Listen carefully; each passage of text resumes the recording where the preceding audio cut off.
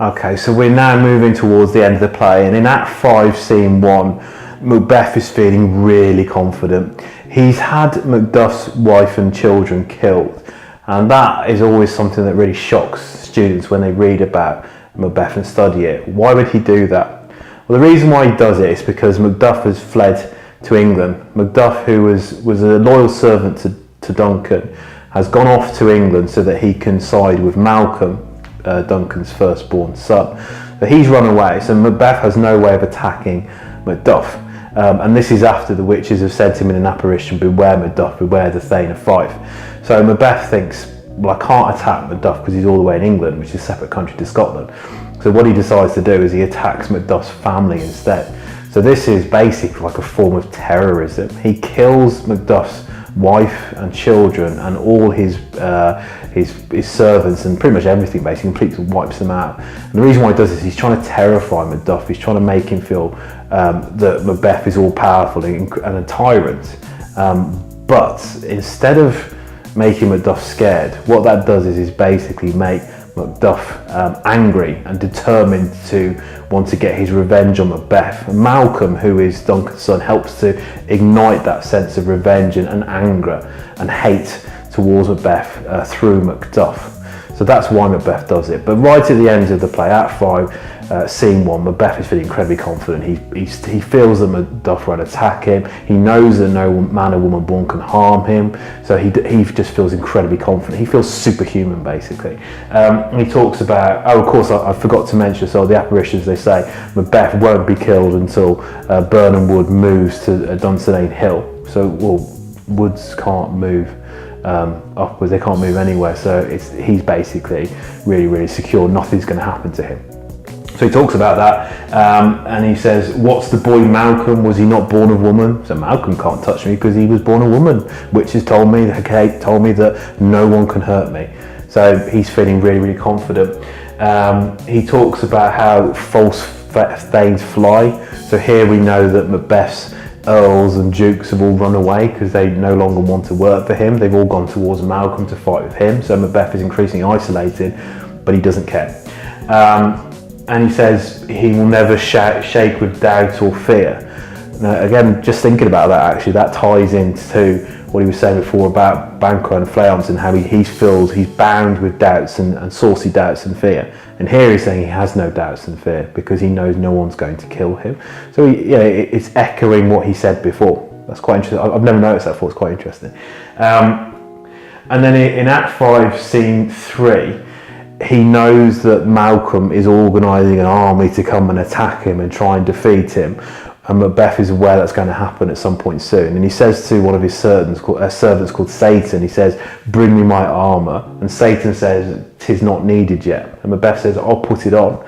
So Macbeth wants to fight. He wants to attack Malcolm and to attack Macduff. He feels secure and he knows that no one can hurt him.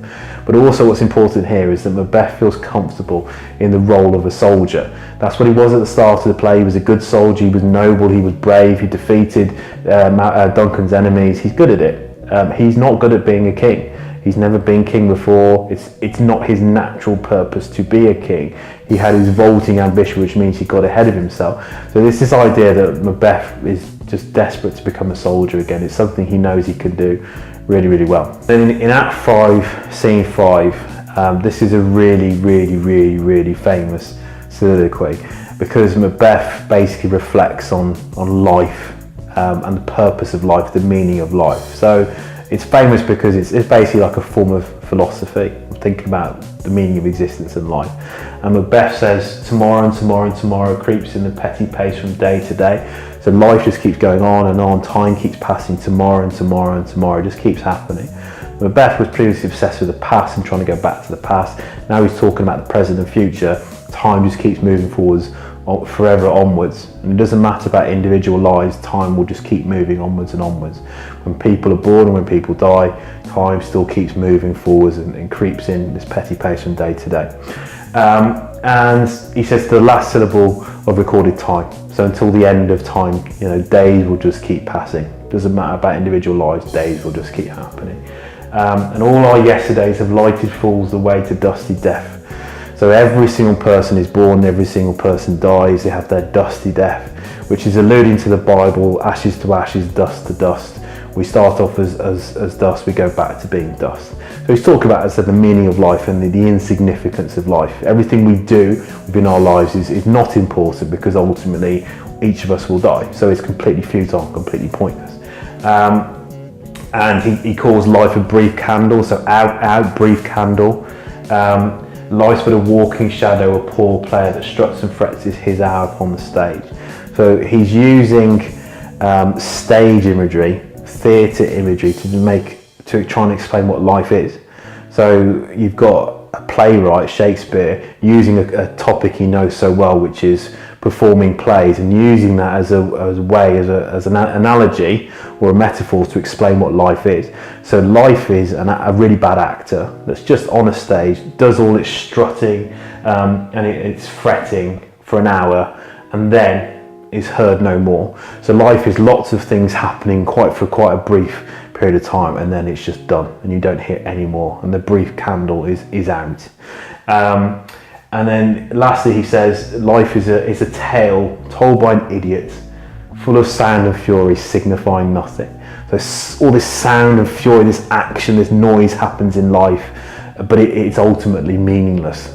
Nothing that we do is important. But the reason why Macbeth feels this way, obviously, is that he's killed his king, he's killed his best friend, he's in a position where he's isolated and alone. He doesn't want to die, but he knows that his life is unimportant, because when he does die, all the things that he's done will no longer matter, will no longer have any effect on him at all. It will be completely pointless. So this is Macbeth at his lowest ebb now. He's alone, he's isolated, no longer speaks to his wife. He's soon to find out his wife has committed suicide as well. What does life matter to him now? He's made all these mistakes, he wished he hadn't done it, and he's still alive, but it's pointless to him. He finds out that his wife is dead, obviously, and he talks about how life is meaningless. But then in Act 5, Scene 8, right at the end of the play, he enters into a situation where he's fighting lots of people, but finally he comes face to face with Macduff. So let's think about this. Macduff's family were killed by Macbeth. Okay, so Macduff is angry. Macduff wants his revenge on the tyrant, the dictator, Macbeth. And what Macbeth says to Macduff is, I bear a charmed life, which must not yield to one a woman born. So Macbeth says, you can do what you want, Macduff, because I can't be killed by someone who was born of a woman. So Macbeth is super strong, immortal, Macduff can't harm him. This is where the final twist in the play occurs, because Macduff says to Macbeth, I wasn't born of a woman, I was untimely ripped. Which basically means that he was born from a cesarean, but technically it means that he wasn't born of a woman. So what the witches have done, they've effectively trolled Macbeth. They've made Macbeth believe one thing, they've made Macbeth believe that the woods would have to come up the hill before he would be defeated. That can't happen, but it does, because the advancing enemy soldiers disguised themselves using the wood as a form of camouflage. He believes that no one can hurt him because everyone's born from a woman, but of course Macduff isn't. So at this point in the play now, Macbeth knows that Macduff could kill him. But instead of giving up or surrendering, he says, I will not yield to kiss the ground before young Malcolm's feet. He keeps fighting until the very end. So you may feel that Macbeth is a really evil character and he's an awful person for what he's done. But he's a brave soldier, and he's certainly brave, and he's not a coward. He will keep fighting to the very end, which is what he does. And he says he doesn't want to be bathed with the rabble's curse. So he doesn't want all the people in Scotland to mock him and make fun of him. He won't be taken prisoner. He will keep fighting until the very end. So though Burnham would become to Dunsinane, and thou opposed, being of no woman born, yet I will try the last. So I think yet I will try the last would be a really good quote to learn for your revision, because it shows Macbeth is, despite being an evil character, is a brave soldier and a brave person, will keep fighting until the very, very end. So that's Macbeth basically. He is killed by Macduff, and Malcolm becomes king, and the last person to speak in the play is Malcolm, who talks about how he's going to rescue Scotland from the evil that Macbeth brought to it. And that's Macbeth in a nutshell. I've been through most of the key scenes and most of the key quotes that he speaks or other people speak about him. That's not all of them, there are others, but I hope what I've talked about is useful to you. What I'm going to do is all the slides that I've used in today's video, I'm going to put on my website. You'll be able to download them for free if you want to use them as a teacher or as a student. If you go on my website, or if you go on what's called my TES account and you look at the resources, there's loads of things for students and teachers for you to use for this year before you do your GCSE exams at the end of the year. I hope this has been useful to you. Please subscribe, and that's it. Thank you very much.